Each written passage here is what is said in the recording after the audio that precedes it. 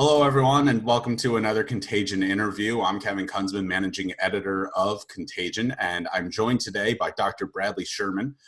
Dr. Sherman is the medical director of Glen Cove Hospital in New York, and as part of our ongoing COVID coverage, discussing everything developing, trending, and I guess bettering the current state of the pandemic. We're talking to Dr. Sherman today about his team's role in some of the more acute emergency care that's happening right now in the area. But before we get into that, Dr. Sherman, do you want to just say hi?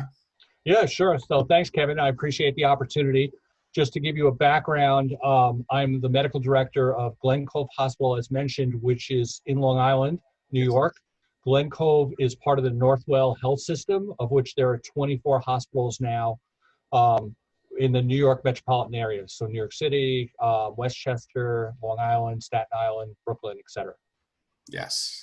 And since as early as March, our team has been paying attention to a lot of what Northwell's been doing and putting out there in terms of information as to how you guys are handling this epidemic and really what has become the epicenter of, I guess, the viral spread in the country. So, before we even got going, I just want to say thank you to you and your team for everything that you're doing.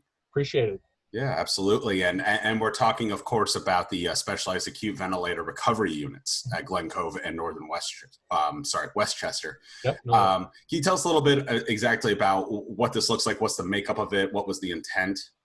Sure. So just to get a little bit more background on Glen Cove Hospital itself, we're one of the community hospitals bedded. We have a capacity for 246 beds, run an average census around 140.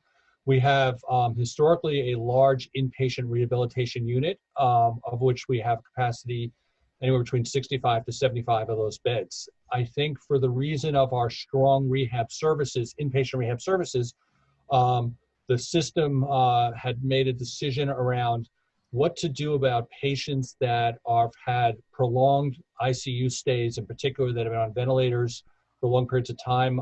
Most of the audience is acutely aware that many of the COVID patients have had multiple complications, have had very long ICU stays, are still continually on chronic ventilator support. So there was a recognized need throughout our health system to how do we provide accelerated rehabilitation services for these type of patients? And also, how do we honestly move these patients out of our tertiary hospitals where there's a lot of very complex surgery being done into more community-based settings for which they can be cared for on a more rehabilitative side of things. So the unit was constructed roughly 3 weeks ago. It is, in our case, there are 2 units within our health system now. Our hospital, Glen Cove Hospital, has a 16-bedded unit, and the other hospital, Northern Westchester Hospital, has, I believe, a 6 or 8-bedded unit. Our unit at Glen Cove is set up as an ICU step-down unit, I would say is the best way we describe that. So these are patients that are trached, but still ventilated, that have multiple chronic medical, or acute medical issues, I would say, not even chronic at this point. Some have renal failure, some have other multi-organ failure.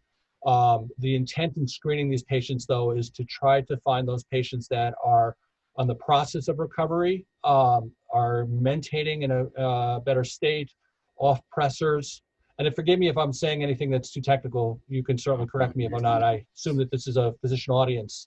Off pressors that have the ability with intense rehab, physical therapy, and aggressive weaning to get those patients further along the continuum of care, whether they either are able to go home or for the most part go to our acute inpatient rehabilitation unit that we have.